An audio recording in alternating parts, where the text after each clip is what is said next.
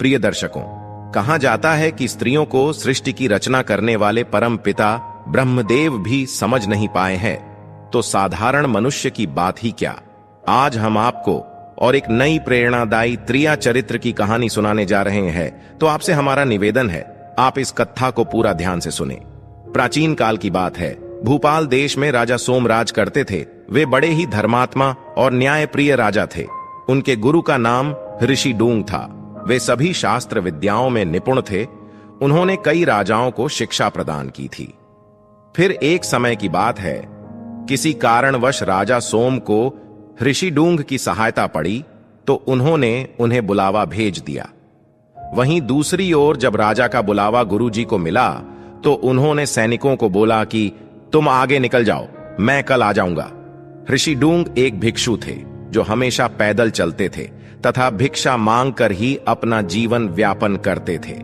मित्रों, अपने शिष्य राजा सोम का निमंत्रण मिलते ही ऋषि उनके राजधानी की ओर चल पड़े। तभी चलते चलते उन्हें रास्ते में ही शाम हो गई।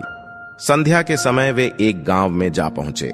वहां पर उन्होंने देखा कि एक किसान अपनी स्त्री के साथ जा रहा था।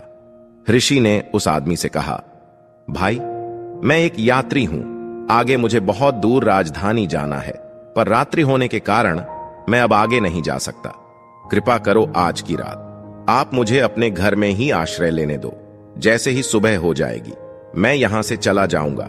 ऋषि के इस प्रकार निवेदन करने पर उस किसान ने सोचा, चलो कोई बात नहीं, संध्या समय अतिथि मेरे द्वार पर आए हैं और घर आए, मेहमान को निराश क्यों करें, वैसे भी एक रात की ही तो बात है। इसीलिए उसने सोचा, ऋषि की सेवा भगवान की सेवा कहलाती है। उसने अपनी पत्नी विमला से कहा, आज की रात यह साधु महाराज हमारे अतिथि हैं, तुम इन्हें लेकर घर लौट जाओ और इनके भोजन पानी तथा सोने की व्यवस्था करना। तब तक मैं खेत से चुपके से अफीम लाता हूं, जो कल राजधानी के बाजार में बेचनी है। मित्रों, इतना कहकर वहां से किसान चला गया। इधर उसकी पत्नी विमला साधु को लेकर अपने घर लौट आई और मन ही मन बहुत खुश होने लगी। उसने सोचा कि मैं जल्दी जल्दी साधु को भोजन पानी और सोने की व्यवस्था करके अपने प्रेमी सुनील से मिलने के लिए चली जाऊंगी। उस दिन अमावस की रात होने के कारण आकाश में गहरा अंधेरा छाया हुआ था। मित्रों, किसान की पत्नी साधु को अपने घर वापस लेकर आती है। थोड़ी ही देर में उसने साधु को भोजन कराकर उन्हें सोने के लिए बिछावा बनवाया और किसान की पत्नी ने साधु से कहा, महाराज, मैं थोड़ी ही देर के लिए अपनी सहेली उमा के घर जा रही हूँ, उससे मिलकर मैं अभी लौट आऊंगी। तब तक आप घर में आराम से विश्राम करें, मैंने आपके लिए सारी व्यवस्था यहाँ पर कर दी है। इतना कहकर वह श्रृंगार आदि करने लगी और अपने प्रिय सुनील से मिलने निकलने लगी। जैसे ही वो घर से निकलकर जाने वाली थी, संजोग से उसका पति खेत से सामान लेकर सामने से आता हुआ दिखाई दिया। पति को देखकर वह डर के मारे एकदम से उलटे कदमों से पीछे की तरफ भागते हुए घर लौटी और जल्दी जल्दी से अपने श्रृंगार को बिगाड़ने लगी। तभी वह पहले की तरह बनकर तैयार हो गई और चुपचाप घर में आकर बैठ गई। उसका पति अफीम के नशे में धूत था, फिर भी उसने समझ लिया कि उसकी पत्नी उसे देखकर वापस लौटकर क्यों भाग खड़ी हुई, और थोड़ी ही देर पहले तो वो उसे साधारण वेशभूषा में छोड़ गया था, पर इतनी जल्दी यह श्रृंगार करके आभूषण पहनकर कहां जा रही थी। वो उसकी कुटिल मंशा को समझ गया था, क्योंकि उसकी शिकायतें वो लोगों के मुख से पहले भी सुनता आ रहा था। उसने घर में घुसते ही क्रोध भरी नजरों से उसे देखते हुए उससे पूछा, तुम इस समय कहां गई थी? तब उसकी पत्नी ने कहा, ए जी, आप ये कैसी बात करते हो, मैं भला इस घनघोर अंधेरे में कहां जाऊंगी। मुझे लगता है कि आपको अफीम के नशे में आपकी आंखों से धोखा हो गया है। मित्रों, तब उसका पति गुस्से के साथ कहता है, तुम्हारे कारनामे में मैं बहुत दिनों से सुनता आ रहा हूं और आज मैंने तुझे अपनी आंखों से बाहर जाते हुए देखा है। अब मुझे पूरा विश्वास हो गया है कि तू मेरी आंखों में धूल झोंक रही है और मेरे गैर हाजिरी में तुम किसी और से मिलने जाती है। रुको, आज तो मैं तेरा अच्छा इलाज करूंगा। इतना कहकर किसान ने अपनी पत्नी को खूब डंडों से पिटा और उसे घर के एक कमरे में एक खंबे से बांधकर खड़ा कर दिया।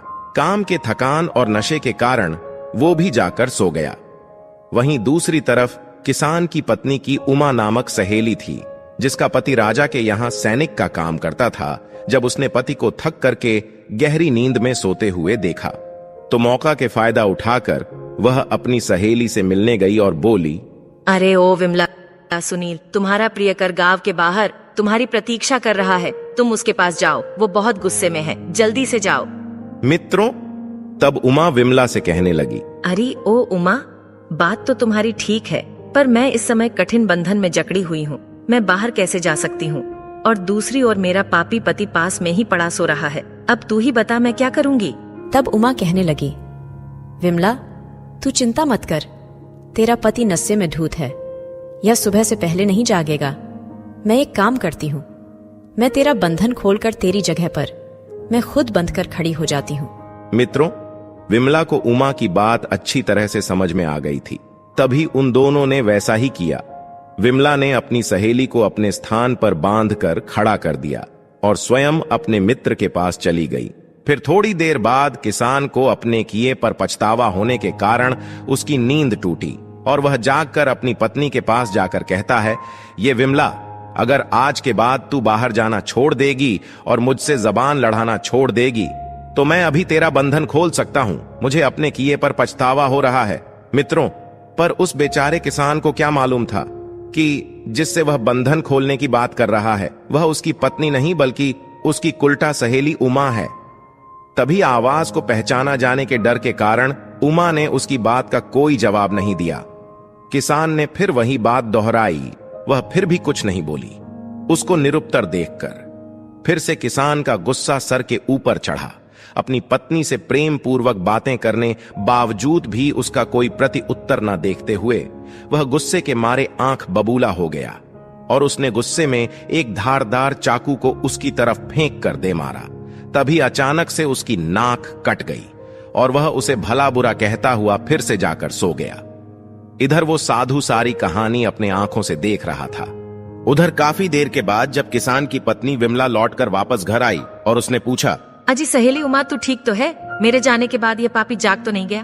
तब रोते हुए उमा बोली, बहन तू मेरा बंधन खोल, तेरे पति ने तो धोखे से मेरी नाक ही काट डाली है, ये बहुत दुष्ट है, इसे छोड़कर कहीं भाग जा। उमा की ऐसी बातें सुन विमला ने अपनी सहेली उमा का बंधन खोला और उसे उसके घर भेज दिया। कटी हुई नाक लेकर उमा अपने घर पहुंची और चुपचाप चारपाई पर लेट गई। मित्रों, इधर प्रातः काल में मुर्गे के बांग से किसान फिर नींद से उठा और अपनी पत्नी विमला से बोला, हे दुष्ट स्त्री, अब तू कुछ बोलती है या नहीं, या फिर अब की बार तेरे कान भी काट दूं? किसान की पत्नी विमला जोर से चीखती चिल्लाती हुई बोली, अरे मूर्ख, तुझ पर धिक्कार है, मुझ जैसी पतिव्रता का नाक काटने वाला और मुझे बदनाम करने वाला इस दुनिया में भला कौन हो सकता है? इस प्रकार से ढोंग रचती हुई किसान की पत्नी कहने लगी, हे देवी देवताओं, यदि आप देख रहे हो, हे सूर्य चंद्रमा अग्नि और धर्म, यदि तुम्हारी नजरों में मैं पवित्र हूँ, मेरे मन में दूसरे पुरुष की इच्छा नहीं है, और अगर मैं एक सत्यवादी चरित्रवान पतिव्रता हूँ, तो भगवान मेरी नाक को पहले की तरह फिर से सुंदर बना दो। यदि मेरे मन में पराये पुरुष का झूठा चिंतन भी हो तो आप मुझे जलाकर भस्म कर दो। इतना कहकर वह दुष्ट स्त्री फिर से अपने पति से बोली, हे मूर्ख नीच आदमी, तुम्हारा मेरा पति होने पर धिक्कार है, देख लो मेरे सच्चाई की शक्ति से मेरी नाक फिर से ठीक हो गई है। मित्रों, पत्नी की बात सुनकर किसान अपनी पत्नी की ओर बढ़ा और पत्नी की नाक देखने लगा। तब वह आश्चर्यचकित होकर एकदम से सर पकड़कर नीचे बैठ गया। उसने देखा कि पत्नी की नाक पहले की तरह है, जबकि जमीन पर देखा तो बहुत सारा रक्त पड़ा था। वह एकदम से भयभीत होता है। डर के मारे उसने अपनी पत्नी का बंधन खोल दिया और उसे चारपाई पर बैठाकर नाना भाग से उससे क्षमा याचना मांगने लगा। वह इसे चमत्कार समझकर अपनी पत्नी विमला को देवी समझने लगा, परंतु इस रहस्य की बात तो वो साधु भली भांति समझ रहा था, जो कि उस रात किसान के घर में रुका हुआ था। वह साधु पूरी रात जागकर उनका यही तमाशा देख रहा था। सुबह होते ही बोला, धन्य है स्त्री तेरी चरित्र की लीला। मित्रों, ये सब सोचते सोचते साधु की रात बड़ी ही मुश्किल से कट पाई थी। वहीं दूसरी ओर उमा की रात ये सोचते सोचते कट गई कि सुबह अब मैं अपने पति को क्या जवाब दूंगी, कौन सा नाटक करूंगी जिस कारण से मेरी नाक कटने का पता लगे। तो जब यह सब सोच ही रही थी कि इतने में उसका पति उद्धव, जो कि वह एक सैनिक था, वह अपने काम के लिए राजा के महल में जाने वाला था। वह तैयार होकर अपनी पत्नी से राजसी तलवार और कटार मांगने लगा, जो कि उसने पूर्व दिन के संध्या समय उसे दे दिया था। तभी उमा ने चिल्लाते हुए कहा, मैं बस घर की नौकरानी बन गई हूँ। जब भी साहब घर पर आते हैं बस अपने आदेश झाड़ने का काम करते हैं। कभी पत्नी की ओर ध्यान दिया भी है? बस अपने नालायक दोस्तों के साथ दिन भर घूमते हो। मित्रों, उसी समय सैनिक के मित्र वहां आते हैं और यह सारी बातें सुनते हैं। वही उमा अपने पति की तरफ तलवार और कटार फेंक देती है और उसे भला बुरा कहते हुए घर में वापस चली जाती है। अपनी पत्नी का अपने ही मित्रों के सामने ऐसा दूर व्यवहार देखते हुए उसने भी गुस्से में आकर अपनी कटार घर में वापस जाते हुए उमा की तरफ फेंक कर मार दी, जो कि उसके पैर को जा लगी। जैसे ही उमा ने पति को अपनी ओर आता देखा तो उसे मौका मिल गया था। तभी वह अपनी नाक पकड़कर चिल्लाते हुई घर से बाहर आकर कहने लगी, बचाओ बचाओ, मेरे पति ने मेरी नाक काट डाली है। मुझे बचाओ, इस दुष्ट ने मुझ जैसी निरपराध गुणवान स्त्री की नाक काट के मुझे कलंकित कर दिया है। कोई मेरी रक्षा करो, वरना मुझे यह मार डालेगा। मित्रों, उमा के रोने चिल्लाने की आवाज सुनकर राजा के सिपाही दौड़े दौड़े आए और उमा के पति को पकड़कर राजा सोम के दरबार में हाजिर हो गए और बताया कि महाराज, इसने बिना किसी कसूर के अपनी स्त्री की नाक काट दी है तथा यह अपनी ही तलवार से जान से मारने की कोशिश कर रहा था। इसे कठोर दंड दिया जाए। तभी राजा ने अपने सैनिक से पूछा, बताओ, तुम्हारी स्त्री ने क्या अपराध किया था जो तुमने उसकी नाक काट दी? क्या वो किसी पराये पुरुष को चाहती थी? क्या वो किसी परदेसी के साथ बातचीत कर रही थी? क्या इसने कोई चोरी की है? साफ साफ बताओ। मित्रों, राजा के पूछने पर उसने डर के मारे कुछ नहीं बोला। अपने सैनिक को चुप देखकर राजा ने समझ लिया कि इसने बिना कोई अपराध के आधार पर अपनी स्वयं की पत्नी को प्रताड़ित किया है। मित्रों, राजा सोचने लगा कि पाप कर्म करने वाला मनुष्य अपने कर्म से डर जाता है। उसके चेहरे का रंग और आवाज बदल जाती है। वह नजर मिलाकर बात नहीं कर सकता। जिसके चेहरे का रंग फीका पड़ गया हो, मस्तक पर पसीना आता हो, जिसके चलते हुए पैर लड़खड़ाते हो, जो भरी हुई आवाज में कांपता हुआ बोल रहा हो, जो नजर झुकाकर बात करता हो, ये दोषी होने के लक्षण होते हैं। राजा ने अपने दरबार में सैनिक को दोषी पाकर उसे सूली पर चढ़ाने का आदेश दे दिया। राजा के अन्य सिपाही बेचारे निर्दोष सैनिक को ही सूली पर चढ़ाने के लिए ले जाने लगे। उसी समय साधु महाराज अपने शिष्य राजा के दरबार में आ जाते हैं। राजा उन्हें प्रणाम करते हुए अपने गुरु को आसन पर बिठाते हैं। जब साधु ने उस स्त्री की ओर नजर घुमाई, तब उन्हें वह रात का सारा घटनाक्रम उनके सामने आ गया और अपने राजा से कहा, हे राजन, यह एक त्रिया चरित्र की घटना है जिसके बारे में मैंने तुम्हें बताया था। किसी भी स्त्री के मामले में जल्दीबाजी में निर्णय नहीं लेना चाहिए। हे राजन, यहां अन्याय हो रहा है। यह सैनिक बिल्कुल निर्दोष है। इसकी कुल्टा स्त्री ने इसे जाल में फंसाया है। तभी साधु महाराज ने किसान के घर की रात वाली पूरी घटना राजा को सुना दी। तब राजा ने गुरु की बात सुनकर तुरंत किसान को बुलाया और नाक काटने वाली बात पूछी तो उसने राजा को सारी सच्चाई बता दी। तभी राजा ने किसान की पत्नी विमला को राज दरबार में बुलाया। मित्रों, जब वह दोनों कुलटा स्त्रियां राज दरबार में उपस्थित हुई, तब उन्होंने देखा कि वह साधु राजा के पास बैठा है जिसने रात का किया कराया चुपके से देखा था, और उन दोनों के पति भी राज दरबार में मौजूद है। तब जाकर उन्होंने अपने गुनाहों को कबूल किया। फिर राजा ने किसान और सैनिक दोनों की पत्नियां विमला और उमा के नाक कान कटवाने का आदेश जारी कर दिया तथा राजा ने उन दोनों को राज्य से बाहर निकाल दिया, यह कहकर कि इस राज्य में सभी को मान सम्मान से रहना चाहिए। वही उन दोनों के प्रमियों को पराई स्त्रियों के साथ संबद्ध रखने के कारण कारावास में भेज दिया और फिर से राजा ने सैनिक को अपना पद वापस देकर सम्मान के साथ काम पर रख लिया। तो दोस्तों, इस प्रकार से हम जान सकते हैं कि कुलटा स्त्रियां अपने पाप को छिपाने के लिए क्या क्या नहीं करती हैं। स्त्रियों को अपने लालच और काम वासना के आगे कुछ भी दिखाई नहीं देता है। इसीलिए ऐसी दुष्ट स्त्रियों से सावधान रहना चाहिए और कभी भी उन पर भरोसा नहीं करना चाहिए। यदि कोई स्त्री पतिव्रता होने का ढोंग करती है तो उस पर छिपकर नजर रखनी चाहिए, क्योंकि ऐसी स्त्री पति के पीछे पर पुरुष से मिलने के लिए जाती है। साथ ही जो स्त्री पति के दूर जाने पर सजती संवरती है, ऐसी स्त्री के लक्षण ठीक नहीं होते हैं। जो स्त्री हर रोज नए नए वस्त्र पहनकर बाहर जाने का बहाना खोजती है या फिर पति से एकनिष्ठ रहकर प्रेम नहीं करती है, तो जाहिर सी बात है कि वह किसी के साथ घूमने जा रही है। मित्रों, शास्त्रों में कहा गया है कि जहां पर स्त्री की पूजा होती है वहीं पर लक्ष्मी निवास करती हैं, और जहां पर स्त्री का अपमान होता है वहां से लक्ष्मी रुष्ट होकर चली जाती है। हमारे शास्त्रों में स्त्रियों को घर की लक्ष्मी कहा जाता है। अगर शुभ लक्षणों वाली स्त्री घर में रहती है तो उस घर की सदैव उन्नति होती है, किंतु अगर स्त्री में अशुभ लक्षण हो तो वह घर बर्बाद हो जाता है।